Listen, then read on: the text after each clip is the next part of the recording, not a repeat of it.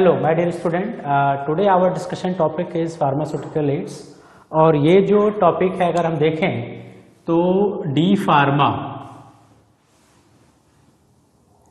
First year में अगर देखें तो चैप्टर 3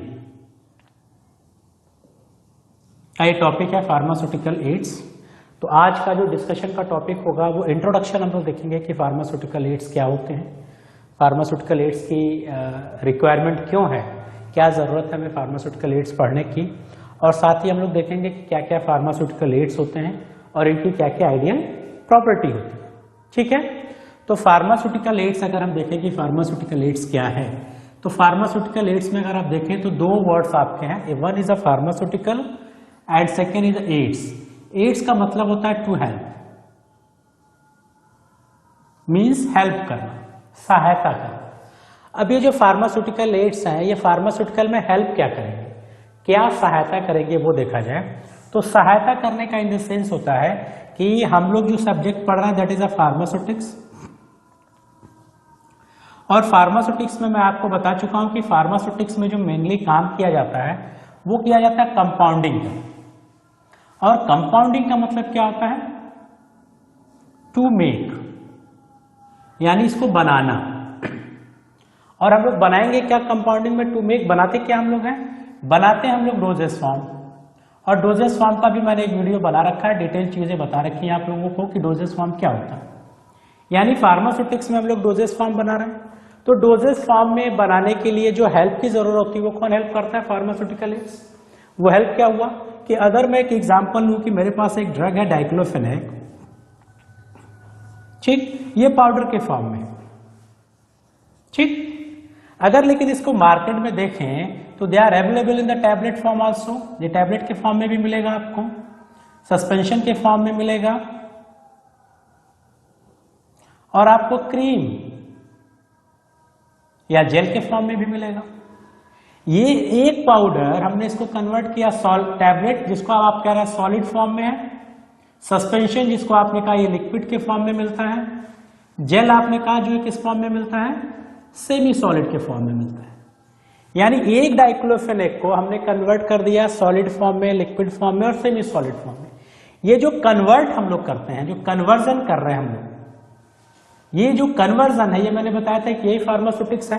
अब कन्वर्जन करने में बहुत सी सारी चीजें यूज होती हैं, बहुत सारे ऐसे इंग्रेडिएंट यूज होते हैं जो टैबलेट बनाने के लिए जरूरी है, बहुत सारे इंग्रेडिएंट यूज होते हैं जो सस्पेंशन यानी लिक्विड डोजेस फॉर्म बनाने की जरूरत है, और बहुत सारे इंग्रेडिएंट की जरूरत होती है जो क्रीम या जेल बनाने की जरूरत होती है।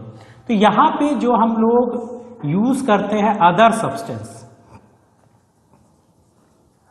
जो अदर सब्सटेंस हम लोग यूज करेंगे, अदर सब्सटेंस मीन्स डाइक्लोफेनेक के अलावा, यानी ड्रग के अलावा जो सब्सटेंस हम लोग यूज कर रहे हैं, ठीक, टैबलेट बनाने के लिए, लिक्विड डोजेस फॉर्म बनाने के लिए, क्रीम बनाने के लिए, तो जो अदर सब्सटेंस यूज कर रहे हैं इसी को हम लोग कहते हैं फार्मास्यूटिकल एड्स। और इसी फार्मास्यूटिकल एड्स को हम लोग कहते हैं एडिटिव, हम इसको एडिटिव भी कहते हैं, इसी को हम लोग कहते हैं एक्सिपिएंट, और इसी को हम लोग कहते हैं एडजुवेंट। तो इसी आपके फार्मास्यूटिकल एडिटिव्स के और नाम है, वो क्या नाम है, एडिटिव्स, वही नाम है इसका एक्सिपिएंट, वही नाम यहां पे मिल रहा है एडजुवेंट। क्लियर है, आया समझ में कि हमें फार्मास्यूटिकल एड्स मीन्स हेल्प की क्या जरूरत है। हमें किसी भी डोजेस फॉर्म की अगर कंपाउंडिंग करनी है, उस कंपाउंडिंग में ये फार्मास्यूटिकल एड्स हेल्प करते हैं, ठीक, बनाने में हेल्प करेंगे। और वो बनाने में क्या हेल्प करते हैं, टैबलेट, सस्पेंशन और क्रीम, और इसी टैबलेट और सस्पेंशन और क्रीम को हम लोग क्या बोलते हैं, डोजेस फॉर्म। यानी डोजेस फॉर्म को बनाने में ये क्या करते हैं। तो अब यहाँ पे हम लोग अब कह सकते हैं कि अब जो हम लोग पढ़ेंगे वो एक्चुअली हम लोग पढ़ रहे हैं एडिटिव, हम लोग क्या पढ़ रहे हैं, एक्सिपिएंट, हम लोग क्या पढ़ेंगे, एडजुवेंट। तो हम लोग इसी की बात करेंगे। तो अब एक्सिपिएंट, एडजुवेंट और एडिटिव्स क्या होते हैं, सिंपली इनको कहा जाता है कि other than substance, other than drug, sorry other than drug, यानी वो सब्सटेंस जो ड्रग के अलावा हम लोग यूज करते हैं उसको हम लोग बोलते हैं एडिटिव्स। यानी हम लोग सिंपली कह सकते हैं कि ये वो सब्सटेंस हैं जिसकी थेराप्यूटिक वैल्यू नहीं होती है। इसकी कोई थेराप्यूटिक वैल्यू नहीं होगी, यानी कोई भी ये बॉडी में फिजियोलॉजिकल रिस्पॉन्स शो नहीं करेगा। जैसे हमने कहा डाइक्लोफेनेक ये फिजियोलॉजिकल रिस्पॉन्स शो करता है, यानी दे कॉल्ड एनाल्जेसिक, ये पेन को कम करेगा। लेकिन अगर आप एक्सिपिएंट यूज करेंगे तो बॉडी में कोई ये फिजियोलॉजिकल एक्टिविटी शो नहीं करेगा, यानी उसकी कोई भी थेराप्यूटिक वैल्यू नहीं होगी। लेकिन ये होगा इसेंशियल कंपोनेंट होगा हमारे किसी भी डोजेस फॉर्म को प्रिपेयर करने के लिए। ठीक है, तो ये हम लोगों का हो गया एडिटिव्स, यानी एक्सिपिएंट और एडजुवेंट्स, यानी हम लोग कहते हैं substance other than drug is known as additives, excipient या एडजुवेंट। पर्पस क्या है? To formulate the doses form, यानी डोजेस फॉर्म को फॉर्मुलेट करने के लिए जो हम लोग यूज करते हैं उसी को हम लोग कहते हैं एडिटिव्स। ठीक है, अब एडिटिव्स की रिक्वायरमेंट क्यों है, क्या जरूरत है एडिटिव्स की रिक्वायरमेंट की? तो अगर एडिटिव्स की रिक्वायरमेंट की बात देखी जाए तो एडिटिव्स की रिक्वायरमेंट के लिए कहा गया कि जो सबसे इंपॉर्टेंट चीज है वो है फॉर्मुलेशन। फॉर्मुलेशन का मतलब क्या है कि अगर हमें कोई ड्रग है हमारे पास और इस ड्रग का हमें क्या बनाना है, टैबलेट बनाना है, इस ड्रग का हमको सिरप बनाना है। अगर ये ड्रग पाउडर के फॉर्म में है तो सिरप बनाने के लिए हमें क्या चाहिए, लिक्विड, जिसको हम लोग व्हीकल कहते हैं। ठीक, तो अब ये जो लिक्विड या व्हीकल की जरूरत पड़ी, ये अगर हमें सिरप बनाना है तो हमें लिक्विड की रिक्वायरमेंट होगी। ठीक, अगर हमें टैबलेट बनाना है तो हमें बाइंडर की जरूरत पड़ेगी, डिसइंटीग्रेंट की जरूरत पड़ेगी, इसी तरह से लुब्रिकेंट की जरूरत पड़ेगी, और भी बहुत सारी चीजें जरूरत पड़ेगी। तो जब हम किसी चीज को फॉर्मुलेट करते हैं तो फॉर्मुलेशन के दौरान हमें बहुत सारे इंग्रेडिएंट्स की जरूरत पड़ती है जो एक पर्टिकुलर डोजेस फॉर्म को बनाने में हेल्प किया, और वो हमारा एडिटिव्स होता है। लेकिन जो हम लोग को बेसिकली यहाँ पे पढ़ना है, जो हम लोगों को डी फार्मा में पढ़ना है, वो पढ़ना है ऑर्गेनोलेप्टिक एडिटिव्स। तो organoleptic additives means organoleptic. Organoleptic क्यों पढ़ाया जा रहा है, इसकी क्या रिक्वायरमेंट है? ऑर्गेनोलेप्टिक एडिटिव्स को सेंसिंग एडिटिव्स भी कहा जाता है। तो सेंसरी ऑर्गन्स होते हैं हम लोग के सिस्टम में, आई है, नोज है, टंग है और स्किन है। ये जो यूज करते हैं सेंसरी ऑर्गन, इनका काम है फील करना। तो फील करने के लिए अगर हम लोगों ने सिरप बनाया, ठीक, अब सिरप तो ऑर्गेनोलेप्टिक अगर देखें तो ऑर्गेनोलेप्टिक की रिक्वायरमेंट क्यों आई कि मैंने अगर कहा हमारे पास जो ड्रग है, देखें तो mostly drug bitter in taste होती है, बिटर टेस्ट होता है। बिटर टेस्ट का मतलब ये बहुत ज्यादातर ड्रग अगर आप देखें तो they are bitter in taste, कड़वा होता है। अब इस कड़वेपन को खत्म करना है, इस ड्रग को क्या करना है, मीठा बनाना है, इस ड्रग को स्वादिष्ट बनाना है। तो स्वादिष्ट बनाने के लिए इस ड्रग में हम लोग क्या मिलाते हैं, स्वीटनर। ये जो स्वीटनर मिला है या जो स्वीटनिंग एजेंट मिला है, स्वीटनिंग की वजह से आपके ड्रग का बिटर टेस्ट खत्म हो गया। तो ये जो स्वीटनर आपने मिलाया, ये स्वीटनर आपके ड्रग के पैलेटेबिलिटी स्वादिष्ट बनाया, पैलेटेबल बनाया। अब ये जो स्वीटनर है इसी को हम लोग कहते हैं एडिटिव्स। इसके अलावा इसी ड्रग का अगर हम लोगों ने लिक्विड डोजेस फॉर्म बनाया, अब इस लिक्विड डोजेस फॉर्म को कलर दे दें अगर हम, अब ये जो कलर आपने बनाया, कलर प्रोड्यूस किया आपने, अपने कलर, अपने सिरप को रेड कलर, ग्रीन कलर, ये जो कलर आपने दिया, इस कलर की रिक्वायरमेंट नहीं है, लेकिन कलर देने से आपका प्रोडक्ट एलिगेंट हो गया, खूबसूरत हो गया, इसलिए हमें कलरिंग एजेंट हम लोग यूज करते हैं। इसी तरह से फ्लेवरिंग एजेंट यूज करते हैं। तो कलर है, फ्लेवर है, ये सारी चीजें हम लोग डिस्कशन करेंगे। अब हम लोग देखेंगे कि किसी भी एडिटिव्स की आइडियल प्रॉपर्टी क्या होती है। तो एडिटिव्स क्लियर हो गया, क्या हो गया? तो एडिटिव्स या फार्मास्यूटिकल एड्स की जो बात करेंगे वो हम लोग ये कहेंगे कि हम आपको एडिटिव्स उनको कहते हैं जो ड्रग के अलावा जो भी कंपोनेंट हम लोग फॉर्मुलेशन में यूज करेंगे उसको हम लोग कहते हैं एडिटिव्स, उसी को कहते हैं एक्सिपिएंट, उसी को कहते हैं adjuvant, and they are also called pharmaceutical aids. अब देखिए, अगर आइडियल प्रॉपर्टी की बात करें कि किसी भी एडिटिव्स की आइडियल प्रॉपर्टी क्या होगी, तो आइडियल प्रॉपर्टी में जो सबसे पहला मैं डिस्कशन करूंगा उसे कहते हैं ओन प्रॉपर्टी। ओन प्रॉपर्टी का क्या मतलब है कि जो भी इंग्रेडिएंट हम जिस पर्पज से यूज कर रहे हैं वो प्रॉपर्टी शो करनी चाहिए। अब वो प्रॉपर्टी का क्या मतलब है, आपने यूज किया कलरिंग एजेंट, कलरिंग एजेंट, तो कलरिंग एजेंट नाम से आ रहा है कि ये क्या प्रोड्यूस करेगा, कलर। तो अगर ये कलरिंग एजेंट आप कह रहे हैं कि ये मार्कर, ये डस्टर कलरिंग एजेंट है और ये कलर प्रोड्यूस नहीं कर रहा है, तो हम इसे कलरिंग एजेंट नहीं कहेंगे। यानी जो भी सब्सटेंस हम लोग यूज करें उसकी जो प्रॉपर्टी है वो प्रॉपर्टी वो शो करे। अगर आपने कहा स्वीटनर है, तो जो भी चीज आप यूज करेंगे वो क्या होना चाहिए, स्वीट होना चाहिए। अगर वो बिटर है तो हम इसे स्वीटनर नहीं करेंगे। तो पहली चीज आ गई देयर ओन प्रॉपर्टी, यानी substance show their own property. Own property के बाद दूसरी जो चीज हम लोग आते हैं, दूसरी चीज को हम लोग कहते हैं कंसंट्रेशन। कंसंट्रेशन का मतलब मात्रा, क्वांटिटी, कितनी क्वांटिटी यूज होनी चाहिए। तो जब भी हम किसी भी चीज की बात करते हैं तो हम कहते हैं कंसंट्रेशन कम होना चाहिए। कम का मतलब कि हमारे पास दो कलरिंग एजेंट है, कलरिंग ए और कलरिंग बी। एक कलर प्रोड्यूस कर रहा है 100 ग्राम में और एक कलर प्रोड्यूस कर रहा है 1 ग्राम में, ठीक। तो अब यहां पे अगर हमें ए यूज करना है तो 100 ग्राम यूज करना पड़ेगा और बी यूज करेंगे तो 1 ग्राम यूज करना पड़ेगा। तो हम चूज किसको करेंगे, बी को, इसलिए बी का कंसंट्रेशन कम है। तो इस बात पे भी ध्यान दिया जाता है कि हम जो एडिटिव्स यूज करें वो कम कंसंट्रेशन में जो इफेक्टिव हो उसी को यूज करें। तीसरी जो बात हम लोग करते हैं वो बात करते हैं स्टेबिलिटी की।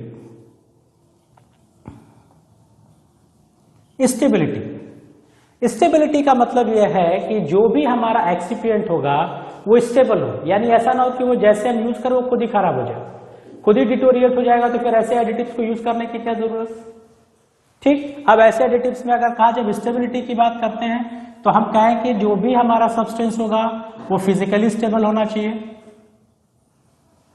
ठीक, केमिकली स्टेबल होना चाहिए एंड बायोलॉजिकली स्टेबल होना चाहिए। तीनों तरह से स्टेबल होना चाहिए, यानी फिजिकली भी ना डैमेज हो, केमिकली भी ना डैमेज हो और बायोलॉजिकली भी ना डैमेज हो। यानी कोई माइक्रोबियल ग्रोथ ना हो, कोई ऑक्सीडेशन ना हो, मॉइस्चर और टेम्परेचर से खराब ना हो। तो ऐसा सब्सटेंस हम लोग चूज करेंगे, यानी हमारा प्रोडक्ट भी, यानी सॉरी हमारा जो एडिटिव्स है वो स्टेबल होना चाहिए। चौथी जब बात करेंगे हम लोग, चौथी बात की जाती है inert, chemically inert.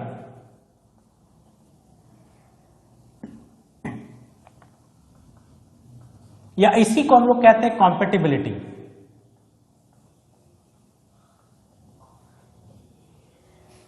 Chemically inert या कॉम्पेटिबिलिटी का क्या मतलब है, केमिकली इनर्ट से सबको समझ में आ रहा है कि ये केमिकली इनर्ट होगा। तो इनर्ट होगा तो क्या होगा, इनर्ट होने से क्या हुआ कि हमने एडिटिव्स है और हमारे पास ड्रग है, तो ऐसा ना हो कि एडिटिव ड्रग के साथ रिएक्ट कर जाए। एडिटिव्स अगर ड्रग के साथ रिएक्ट कर जाएगा तो फिर क्या होगा, हमारा कंपोनेंट प्रोडक्ट चेंज हो जाएगा, हमारे ड्रग की प्रॉपर्टी चेंज हो जाएगी। तो ये बहुत एसेंशियल पार्ट है कि हम जब भी कोई एडिटिव्स यूज करेंगे वो हमारे ड्रग के साथ या अदर इंग्रेडिएंट के साथ रिएक्ट नहीं करना चाहिए, केमिकली इनर्ट होना चाहिए। और कॉम्पेटिबिलिटी का भी मतलब ये होता है, कॉम्पेटेबल का मतलब होता है साथ रहने के लायक। साथ रहने के लायक को मतलब they do not interact with each other, वो आपस में कभी इंटरैक्ट नहीं करना चाहिए। अगर वो आपस में इंटरैक्ट करते हैं तो वो चीजें गड़बड़ है। जैसे अगर मैं बात करूं टेट्रासाइक्लिन, टेट्रासाइक्लिन एंटीबायोटिक, टेट्रासाइक्लिन बनाते समय अगर हम लोग डाइवैलेंट मेटल यूज करना है, काकर कोई कंपोनेंट यूज करना है, यानी जैसे कैल्शियम हम लोग यूज करना है। अब ये कैल्शियम टेट्रासाइक्लिन के साथ कॉम्प्लेक्स बना लेता है। अब ये अगर टेट्रासाइक्लिन कैल्शियम के साथ कॉम्प्लेक्स बनाता है तो जैसे ही कॉम्प्लेक्स बनाएगा आपके टेट्रासाइक्लिन की प्रॉपर्टी चेंज हो जाएगी। कैसे, अगर एक एग्जांपल दूं, ये हमारा क्या है, बेंजीन। बेंजीन की अपनी प्रॉपर्टी होती है, लेकिन इसी बेंजीन में अगर हम एक कोई ग्रुप जोड़ दें दैट इज OH, अब ये बेंजीन से क्या हो गया, फिनॉल, तो फिनॉल की प्रॉपर्टी अलग, बेंजीन की प्रॉपर्टी अलग। इसी तरह से टेट्रासाइक्लिन की प्रॉपर्टी अलग, लेकिन जब ये कैल्शियम के साथ बाइंड कर जाएगा, टेट्रासाइक्लिन कैल्शियम कॉम्प्लेक्स बनाएगा, तो टेट्रासाइक्लिन की प्रॉपर्टी चेंज हो जाएगी। तो बहुत इंपॉर्टेंट चीज है कि आप जो भी एडिटिव्स यूज करेंगे वो ना आपके ड्रग के साथ रिएक्ट करे, ना किसी और इंग्रेडिएंट के साथ इंटरेक्ट करे, यानी केमिकली इनर्ट होना चाहिए। इसके बाद जो हम लोग पांचवी बात करते हैं that is a non toxic.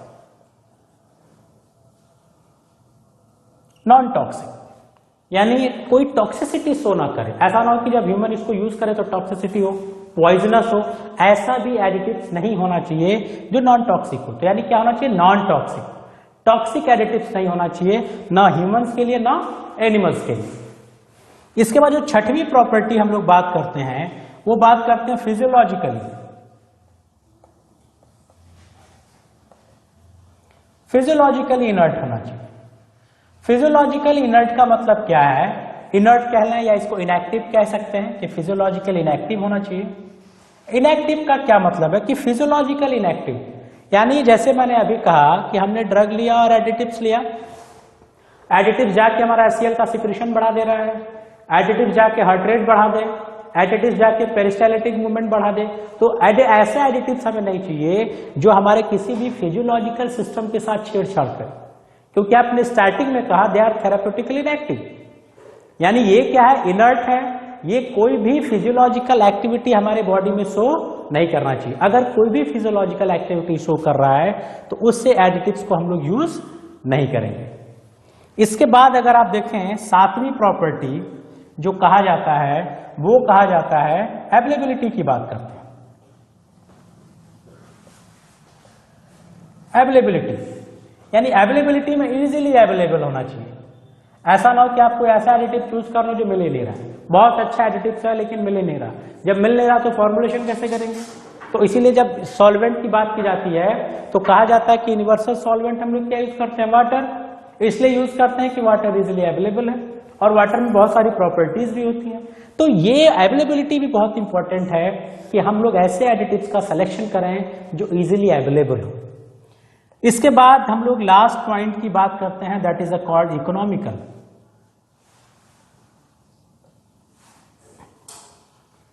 Economical का मतलब होता है कि सस्ता होना चाहिए।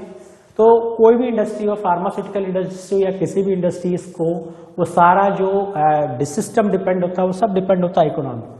तो हम लोगों को इस बात पे भी ध्यान देना है कि हम लोग ऐसे एडिटिव्स का सिलेक्शन करें जो कॉस्टली ना हो, क्योंकि अगर एडिटिव कॉस्टली होगा तो आपके प्रोडक्ट की कॉस्ट भी बढ़ जाएगी, और जब प्रोडक्ट की कॉस्ट बढ़ जाएगी तो पेशेंट की अवेलेबिलिटी से दूर हो जाएगा। इसलिए इस बात का भी ध्यान रखा जाता है कि हम लोग ऐसे एक्सिपिएंट का सिलेक्शन करें जो अवेलेबल भी हो और इकोनॉमिकल भी हो। तो ये आइडियल प्रॉपर्टीज हैं आपके। जब भी आप किसी भी एडिटिव्स का डिस्कशन करेंगे तो वहां पे ओन प्रॉपर्टी, वहां पे कंसेंट्रेशन, वहां पे stability, inert, non toxic, physiological. इसके बाद अगर देखें आइडियल प्रॉपर्टी के बाद आता है क्लासिफिकेशन की बात की जाती है कि क्लासिफिकेशन।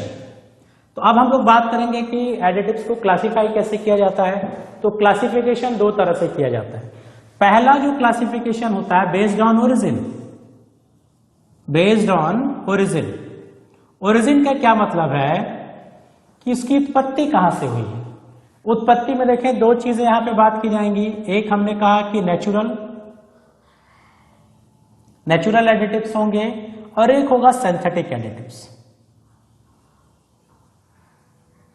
सिंथेटिक, नेचुरल में देखा जाए तो तीन चीजों की बात करते हैं हम लोग। बात करते हैं एनिमल की, एनिमल सोर्स की बात करेंगे, प्लांट सोर्स की बात करेंगे और उसके बाद मिनरल सोर्स की बात करेंगे। यानी कुछ एडिटिव्स हम लोग को एनिमल से भी मिलते हैं, कुछ एडिटिव्स हम लोग को प्लांट से मिलेंगे, कुछ एडिटिव्स हम लोग को मिनरल से मिलेंगे और कुछ हम लोग सिंथेसाइज करते हैं। एनिमल से बात करें तो जैसे हनी, नाम सुना आप लोगों ने, हनी किससे मिलता है, हनी बी से। तो एनिमल प्रोडक्ट हो गया। इसी तरह से हम लोग बीज वैक्स की बात करते हैं, ये भी आपको एनिमल से मिलता है। लैनोलिन की बात करते हैं, ये भी हमको एनिमल से मिलता है। ऐसे बहुत सारे प्रोडक्ट हैं जो एनिमल से मिलते हैं और उनका अपना अपना यूज है। प्लांट से बात करें तो सबसे प्लांट में अगर मैं आपको नाम दूं, टर्मरिक, हल्दी, कलरिंग एजेंट, कलर के लिए यूज करते हैं। हम लोग घर में दाल बनाते हैं, वहां पे भी कलरिंग एजेंट यूज करते हैं। ये अलग बात है कि टर्मरिक में एंटीसेप्टिक प्रॉपर्टीज भी होती है, एंटी कैंसरस भी प्रॉपर्टी भी होती है। लेकिन अभी जो टर्मरिक की यहाँ बात किया, यहाँ पे कलरिंग सिस्टम की बात की, कलर में यूज किया गया टर्मरिक है। इसी तरह से हम लोग इंडिगो का नाम सुने हैं, ब्लू कलर। तो इस तरह से आपके मिलेंगे जो प्लांट से आपको डेराइव्स होते हैं, बहुत सारे सिस्टम है, ग्वार गम है, आपको इस तरह से मिलेंगे।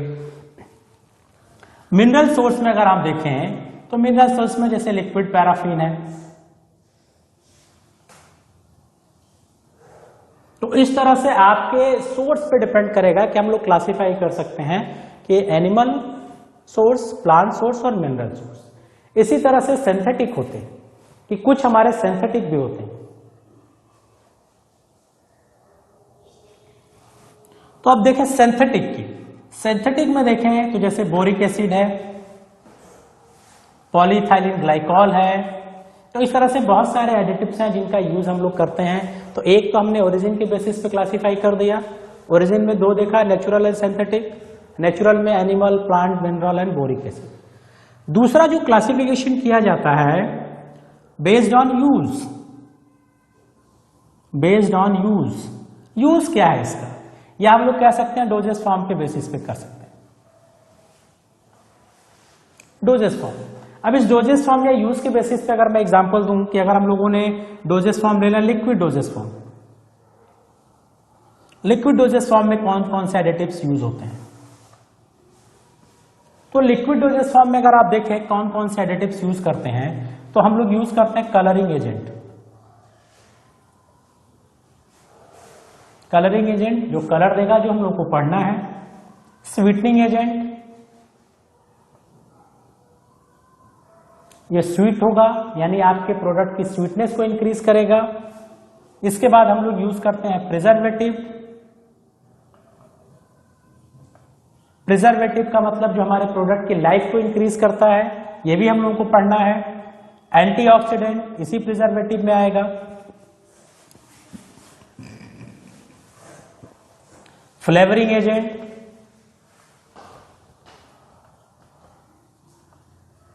इस तरह से आपका आएगा लिक्विड डोजेस फॉर्म में। इसी तरह से जब हम लोग सॉलिड डोजेस फॉर्म की डिस्कशन करते हैं, जब पढ़ेंगे टैबलेट्स बनाते हैं, तो वहां पे हम लोग डाइल्यूएंट यूज करते हैं, बाइंडर यूज करते हैं, डिसइंटीग्रेंट यूज करते हैं, लुब्रिकेंट यूज करते हैं, एंटी एडहेरेंट यूज करते हैं। इसी तरह से जब हम लोग लिक्विड डोजेस फॉर्म में इमल्शन बनाते हैं, तो इमल्शन में जो सबसे ज्यादा यूज किया जाता है इमल्सिफाइंग एजेंट यूज करते हैं। सस्पेंशन बनाते हैं तो सस्पेंडिंग एजेंट यूज करते हैं। तो ये एडिटिव्स हैं जो हमारे फॉर्मुलेशन में हेल्प करते हैं, बनाने में भी हेल्प करते हैं, साथ ही साथ हमारे फॉर्मुलेशन की लाइफ को भी इंक्रीज करते हैं, हमारे फॉर्मुलेशन को प्रोटेक्ट भी करते हैं, एक्सटर्नल एनवायरनमेंट से हमारे प्रोडक्ट को स्टेबलाइज भी करते हैं। तो ये आपका एक इंट्रोडक्टरी पार्ट था फार्मास्यूटिकल एडिटिव्स के बारे में, फार्मास्यूटिकल एड्स के बारे में। आई होप सो कि आप लोगों को क्लियर सिस्टम समझ में आया होगा। जो ओवरऑल अगर आप देखें कि इस पूरे लेक्चर का जो अगर मोरल सिस्टम निकाला जाए, जिस्ट निकाला जाए, कंसाइज किया जाए कि लर्न क्या करना है, तो लर्न हमें यही करना है कि जब भी हम कोई चीज फॉर्मुलेट करते हैं, डोजेस फॉर्म जब फॉर्मुलेट करते हैं, तो ड्रग के अलावा जो भी कंपोनेंट हम लोग यूज करते हैं उसको हम लोग कहते हैं एडिटिव्स। तो सिंपली हम लोग कह सकते हैं substance other than additives is other than drug is known as additives, और इसकी कोई थेरेपेटिक वैल्यूज नहीं होती। इसके बाद हम लोग इनका प्रॉपर्टीज याद रखते हैं, आइडियल प्रॉपर्टी जिसमें ओन प्रॉपर्टी, कंसंट्रेशन की बात किया, स्टेबिलिटी की बात की, फिजियोलॉजिकल की बात की, इनर्टनेस यानी केमिकली इनर्ट की बात किया गया, साथ में इकोनॉमिकल कहा गया और अवेलेबिलिटी की बात की।